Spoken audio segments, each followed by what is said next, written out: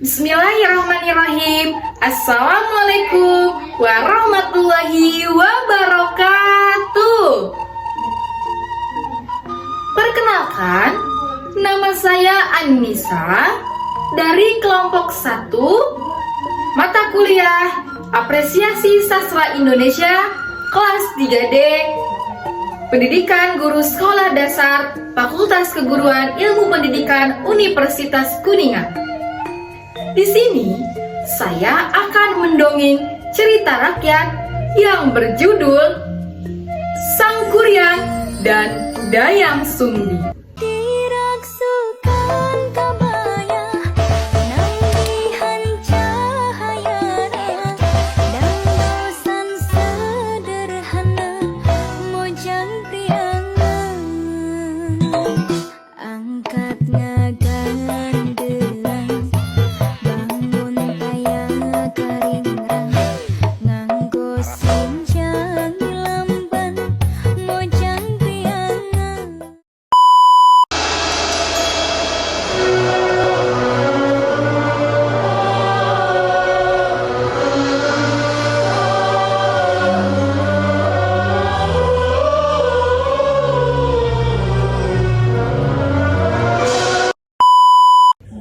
Zaman dahulu, di Tatar Sunda, tepatnya di Jawa Barat, ada seorang raja yang gagah.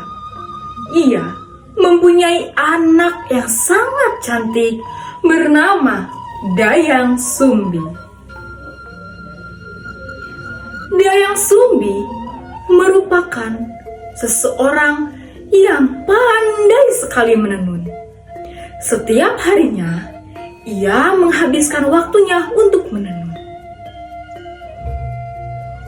Di suatu hari, ketika sedang menenun, Dayang Sumbi merasa lelah, sehingga benang yang ia tenun jatuh ke bawah.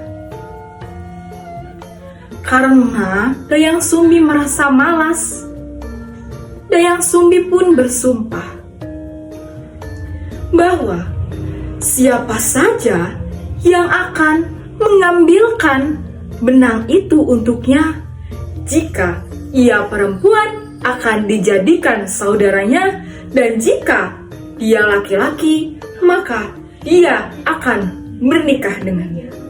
Dayang Sumbi terkejut karena yang mengambilkan benangnya merupakan seekor anjing yang bernama si Tumang.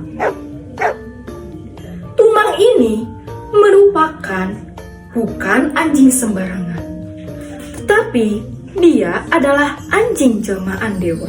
Karena Dayang Sumbi sudah berjanji dan ia sudah bersumpah, maka akhirnya Dayang Sumbi pun menikah dengan si Tumang.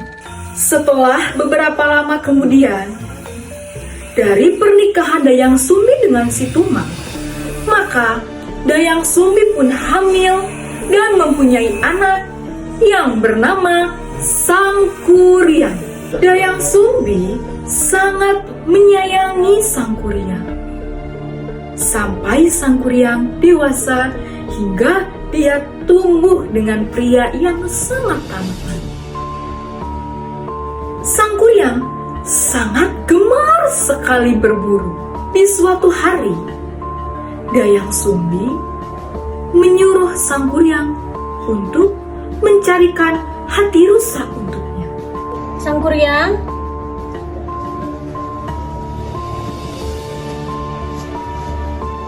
anakku, apa kamu bersedia untuk mencarikan hati rusa untuk ibu? Baik Bu, akan aku carikan hati rusa untuk ibu. Tunggu aku pulang Bu. Iya nak. Sang Kuryang bersiap-siap dan bersedia untuk mencarikan hati rusa keinginan ibunya. Lalu tibalah Sang Kuryang di hutan untuk mencari hati rusa. Tetapi berjam-jam kemudian, waktu demi waktu, Sang Kuryang belum menemukan buruannya. Sudah berjam-jam aku di sini, tapi belum menemukan hewan apapun. Tidak mungkin kalau aku pulang tanpa membawa apapun. Ibu pasti kecewa. Sang kuryang bingung.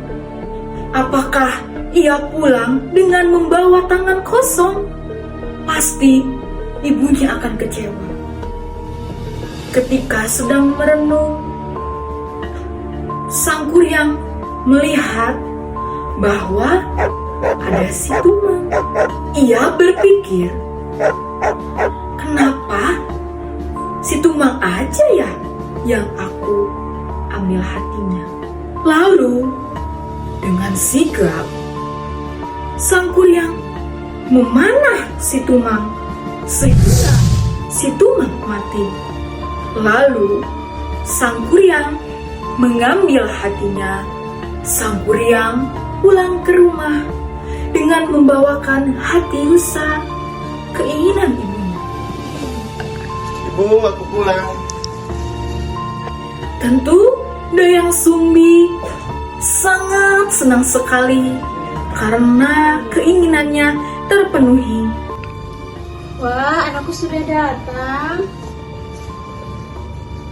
Ibu, ini aku bawakan hati lusa yang tadi kau minta. Wah, terima kasih anakku. Kamu sudah memenuhi permintaan ibu. Namun Dayang Sumbi heran, Dayang Sumbi bingung. Kenapa sang kuryang pulang tidak bersama si Tumang? Lalu Dayang Sumbi bertanya pada sang kuryang. Sang kuryang dengan takutnya ia menceritakan semua kejadian yang ada di hutan, bahwa dia tidak mendapatkan buruannya, tetapi si Tumanglah yang dijadikan mangsanya. Lalu ia ambil hatinya untuk dibawa ke ibunya. Sebentar. Tapi kok ibu tidak melihat Tumang? Kemana Tumang? Kenapa dia tidak ikut pulang bersamamu? Maaf Bu, sebenarnya hati lusa yang aku bawa itu bukan hati lusa Bu, tapi melainkan hati Tumang. Dayang Sumbi dengan rasa kecewa, ia juga marah dengan perbuatan sang kuryang.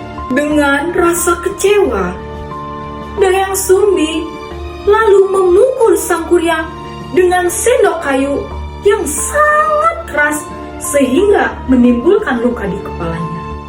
Apa? Kamu membunuh ayahmu sendiri? Pergi kamu dari sini. Lalu sang kuryang dengan sakit hati karena perlakuan ibunya, ia pun pergi dari rumah dan meninggalkan desa kesayangannya. Hari demi hari, waktu demi waktu, Dayang Sumbi menyesali perbuatannya karena ia telah memarahi sang kuryang. Lalu sang kuryang pergi selamanya. Maka ia setiap hari berdoa kepada dewa agar bisa dipertemukan kembali dengan anaknya yang bernama sang kuryang itu. Dengan keteguhan hati Dayang Sumbi, maka dewa mengabulkan segala permintaannya. Dan Dayang Sumbi pun diberi keajaiban bahwa ia sangat cantik walaupun sudah tua. Suatu hari, sang kuryang mendatangi desa masa kecilnya.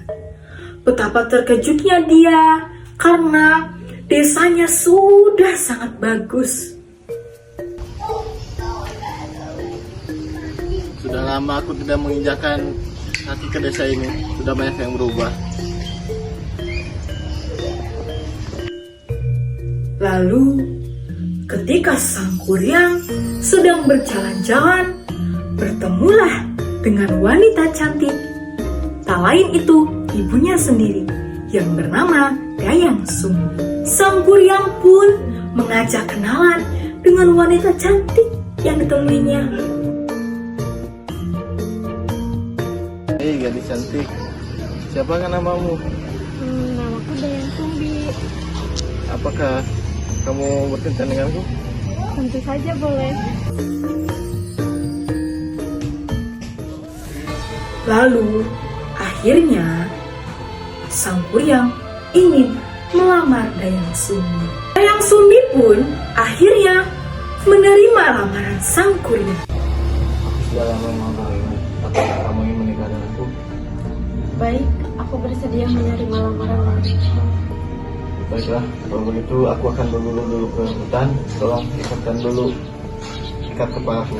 Lalu, di suatu hari, ketika Sang Kuryang ingin berburu ke hutan, ia meminta Dayang Sumbi untuk mengikatkan ikat kepala di kepalanya. Betapa terkejut dan kagetnya Dayang Sumbi ketika melihat kepala Sang Kuryang. Ia teringat bahwa dia pernah memukul anaknya menggunakan sendok kayu sehingga lukanya berbekas.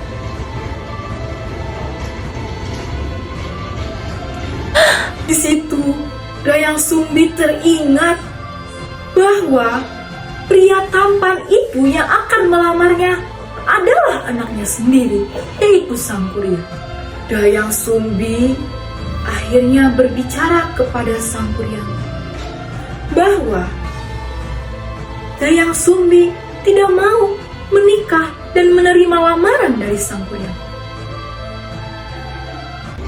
Hai pemuda, aku tidak mau menikah denganmu karena kamu adalah anak kandungku.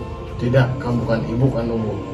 Baik kalau begitu, jika kamu bukan anakku, kamu harus menuruti permintaanku. Jika kamu memenuhinya, kamu boleh menikah denganku. Tetapi jika tidak, kamu tidak boleh menikah denganku. Baik, apa permintaanmu? Syarat pertama, kamu harus membuat Citarum untuk mengalirkan air ke desa ini. Syarat kedua, kamu harus membuat perahu atau kapal untuk berlayar. Dan semua itu harus selesai sebelum fajar tiba. Apakah kamu sanggup? Baik, aku akan menyanggupi. Dia pun menyanggupi keinginan Dayang Sumbi. Dia mengerahkan segala kekuatannya dan mengerahkan teman-teman jinnya untuk membantu membuat keinginan Dayang Sumbi. Dayang Sumbi diam-diam melihat pekerjaan yang dilakukan oleh Sang Kuryang. Betapa terkejutnya dia. Sebelum fajar menyingsing, pekerjaannya sudah hampir selesai. Di situ, Dayang Sumbi semakin bingung untuk bagaimana mengagalkan pekerjaan Sang Kuryang. Lalu, ia mengumpulkan semua masyarakat dan mengibarkan karpet merah yang dipikir oleh Sang Kuryang itu adalah senja yang menyingsing di pagi hari. Sang Kuryang dengan marahnya, dengan kesalnya karena ia tidak bisa memenuhi keinginan Dayang Sumbi, ia pun menjebol situ sehingga desa itu terjadi banjir dan dia menendang perahu atau kapal yang sudah dia buat dengan membentuk gunung sehingga muncullah Gunung Tangkuban Perahu. Cukup sekian dongeng atau cerita rakyat dari Jawa Barat ini yang berjudul Sang Kuryang dan Dayang Sumbi. Saya Anissa dari kelompok 1 mengucapkan terima kasih. Wassalamualaikum warahmatullahi wabarakatuh.